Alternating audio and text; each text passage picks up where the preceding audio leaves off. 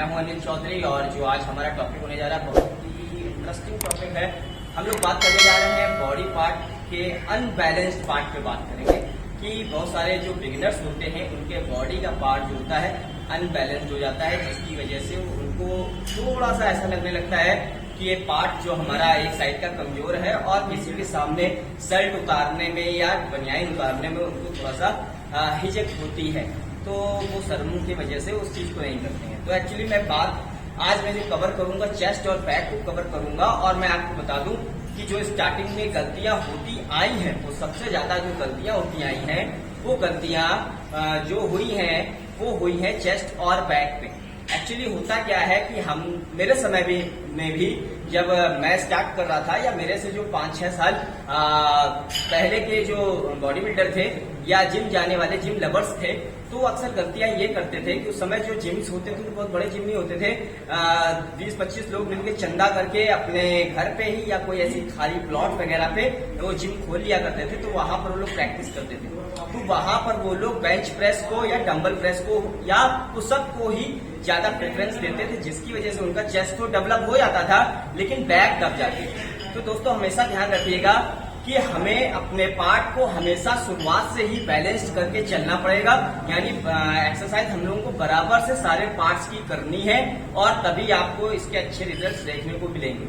अब बात करते हैं कि आपको चेस्ट पहले करना चाहिए या बैक, तो मैं आपको बता दूं कि आपको बैक सबसे पहले करनी है और बैक को आपको बड़ा करना है। अगर आपका चेस्ट थोड़ा सा भी छोटा होगा तो भी चल जाएगा, लेकिन बैक में अगर चौड़ाई नहीं है यानी चेस्ट आपका खूब अच्छा हो जाए, यानी अपर और मिडिल और क्या कहते हैं यानी इंक्लाइन डिक्लाइन और फ्लैट बेंच मार के आप तीनों पार्ट्स को अपने सही कर लेते हो, यानी अपर को, फ्लैट को और नीचे वाले लोअर पार्ट्स को अगर चेस्ट में अच्छा कर लेते हो, लेकिन बैक आपकी अच्छी नहीं है तो ये समझ लीजिए कि फिर भी आपको वहां पर शर्म आएगी, क्योंकि आपकी बैक जो है फ्लैट जाएगी। और एक्चुअली होता क्या है, जब हम लोग अपने चेस्ट को ज्यादा ट्रेन कर लेते हैं तो हमारा चेस्ट तो डेवलप हो जाता है, लेकिन बाद में बहुत ज्यादा कोशिश करने के बाद भी हमारा बैक डेवलप नहीं होता है। तो अभी बात मैं कर रहा था सबसे पहले अनबैलेंस तो यही हो गया कि चेस्ट डेवलप हो गया लेकिन बैक डेवलप नहीं हो रही है, सबसे बड़ी चीज। तो इसके लिए मैं केवल ये चीज कहूंगा कि आपको बैक पहले चौड़ी करनी है और चेस्ट बड़ा बाद में करना है, पहली चीज। अब होता क्या है कि हम ये देखते हैं ये जेनेटिक है और सबके साथ है कि हमारा जो आइडियल हैंड होता है वो पावरफुल होता है और दूसरा हाथ जो होता है हमारा कमजोर होता है। यानी अगर हम राइटी हैं तो राइट हैंड हमारा मजबूत होगा और अगर हम लेफ्टी हैं तो हमारा लेफ्ट हैंड मजबूत होगा, वही हाथ चलेगा। चाहे आप लड़ाई करें, कुछ भी करें, कोई आप चम्मच उठा रहे हैं या कुछ भी उठा रहे हैं तो सबसे पहले आपका हाथ वही चलेगा। तो होता क्या है, यहाँ पर जब हमारा एक हाथ बराबर सपोर्ट नहीं कर रहा, एक पावर वाला हाथ है एक कमजोर वाला हाथ है, बराबर सपोर्ट नहीं कर रहा, तो पक्की बात है कि ताकत जो है कम लगेगी आपकी उस हाथ से जिसमें आपकी ताकत कम है, तो वो मसल्स भी आपकी डेवलप कम होगी। ये सीधी सी बात है, ठीक है। तो आपको करना क्या है, आपको कुछ एक्सरसाइज है जिसको करके आप अपने अनबैलेंस्ड पार्ट को अच्छा कर सकते हो। तो चेस्ट में हमें करना क्या है कि अगर हमारा कोई पार्ट कमजोर है तो हमें सीधी सी बात है, हमें वन हैंड डंबल प्रेस का सहारा लेना है या हमें पुशअप्स का सहारा लेना है। चलिए मैं आपको करके दिखाता हूँ, आओ।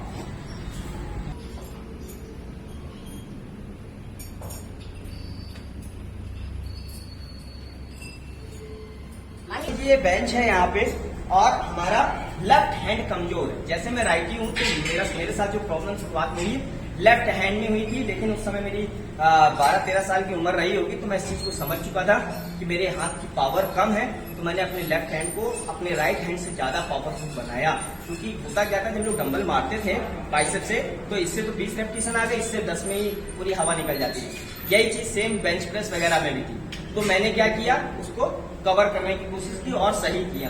अभी आपको करना क्या है, आप तो ये सारी एक्सरसाइज जब आप अपनी एक्सरसाइज कर लोगे, पूरी एक्सरसाइज चेस्ट की कर लोगे, उसके बाद के 3 से 4 सेट आपको मारने हैं उस हाथ से जो आपका हाथ कमजोर है।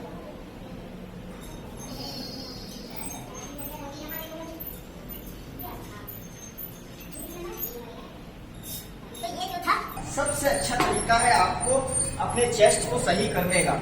जब आपकी इस हाथ की ताकत बढ़, यानी हम लोगों का उद्देश्य केवल इतना है कि हम अपने हाथों की ताकत को बढ़ा लें। जब हम अपने हाथों की ताकत को बढ़ा लेंगे तो हमारे हाथ बराबर चलने लगेंगे। यानी लेफ्ट हैंड की ताकत अगर हमने बढ़ा ली, इससे ज्यादा कर लो, तो आप ये समझ लो तो आपका बैलेंस जो होगा बॉडी का, चेस्ट का, वो बराबर आएगा। अच्छा, बैक में क्या करना है आपको, ये चीज मैंने बता दी, ये बस यही एक्सरसाइज है, इसमें यही तरीका है आपको सही करने का।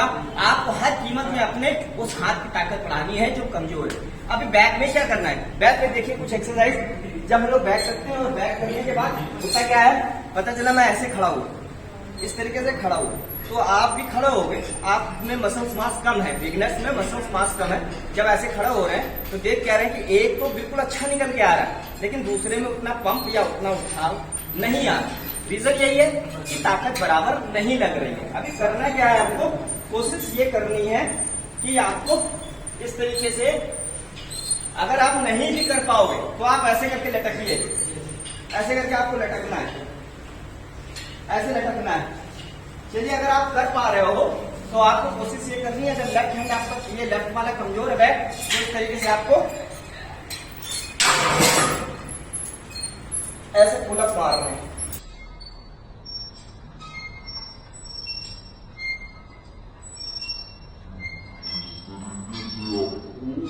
पुल अप मारने। अच्छा, उसके बाद आपको देखिए यहां पर क्या करना है,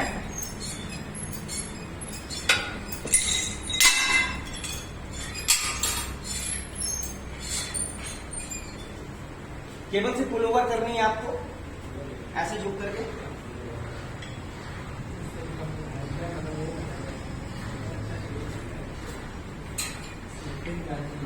इसको पीछे से दिखाओ जरा, ठीक है।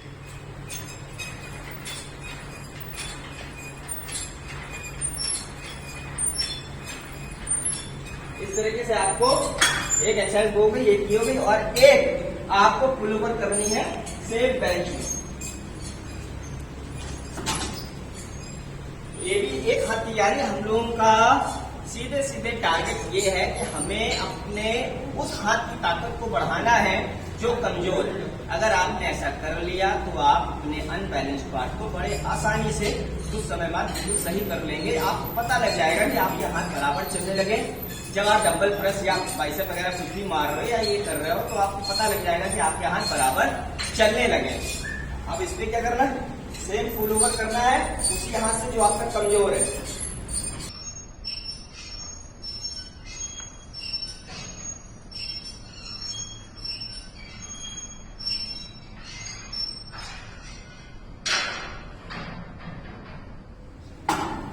ये हुआ। तो ये 3 एक्सरसाइज मैंने आपको बताई है, बहुत ज्यादा इंपॉर्टेंट एक्सरसाइज है, हल्के में मत लीजिएगा। ये ऐसी एक्सरसाइज है, अगर आपने अपने हाथ के पावर को बढ़ा लिया तो यकीन करिए बहुत जल्दी आपका जो बॉडी पार्ट आपको बिगड़ा दिख रहा है वो सही हो जाएगा। लेकिन एक बात ये भी मैं बिगिनर से कहना चाहूंगा कि स्टार्टिंग में परेशान होने की जरूरत नहीं है।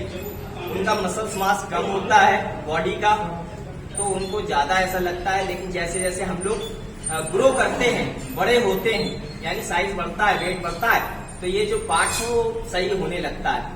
फिर भी अगर आपको ऐसा कुछ कंफ्यूजन लगता है कि मेरा पार्ट एक कमजोर है, तो इस तरीके से आप करोगे तो पक्का आपको फायदा होना ही होना है। तो ये था तरीका।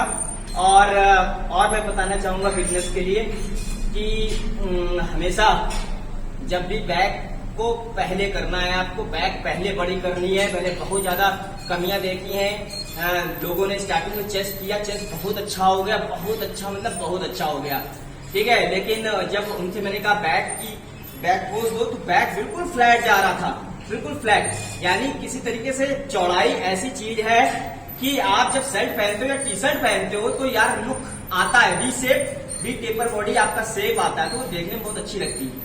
लेकिन लड़के जब ज्यादा चेस्ट वगैरह मारते हो तो चेस्ट तो निकल आया, लेकिन बैक दब गई। तो यार आप अंदाजा लगा सकते हो कि अगर आपका चेस्ट निकल गया और बैक बिल्कुल फ्लैट है, तो भैया फिर मैं कह रहा हूँ ये बीमारी बिल्कुल वैसी है जैसे आदमी को गाइनो हो जाती है और गाइनो में वो टी शर्ट या शर्ट नहीं उतार सकता, तो वही प्रॉब्लम है। या एक्ने वगैरह हो जाती है तो जल्दी से टी शर्ट नहीं उतारेगा किसी के सामने, तो ये प्रॉब्लम वैसी प्रॉब्लम होती है। तो इसको सिंपली मैं यही कहना चाहूंगा आपको कि आप जो है अपने उस पार्ट पे फोकस करिए जो आपका कमजोर है, और सारी एक्सरसाइज करने के बाद ही, यानी आपकी बैक है तो पूरी निपटा लीजिए, चेस्ट है तो पूरी निपटा लीजिए।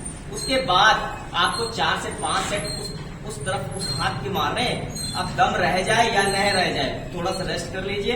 ताकत तो पक्की बात पूरी निकल चुकी है, अपने हिसाब से डंबल हल्का ले लीजिए और कुछ समय तक प्रैक्टिस करिए। 100%, 101% आपके उस हाथ में ताकत आ जाएगी और आप बराबर से प्रेस कर पाओगे, बराबर से पुल कर पाओगे, जिसकी वजह से आपका जो अनबैलेंस्ड पार्ट है वो आसानी से सही हो जाएगा। आज मैंने चेस्ट और बैक को कवर किया है और आगे मैं बाइसेप ट्राइसेप को भी इसी तरीके से कवर करूंगा और मैं बताऊंगा कि किस तरीके से जब हम ट्राइसेप ज्यादा मारते हैं तो हमारा जो बाइसेप होता है वो दब जाता है। तो हमें बराबर से ट्रेन करना है। बस दोस्तों, यही था हमारा आज का टॉपिक। फिर मिलते हैं नेक्स्ट टॉपिक के साथ, तब तक के लिए नमस्कार।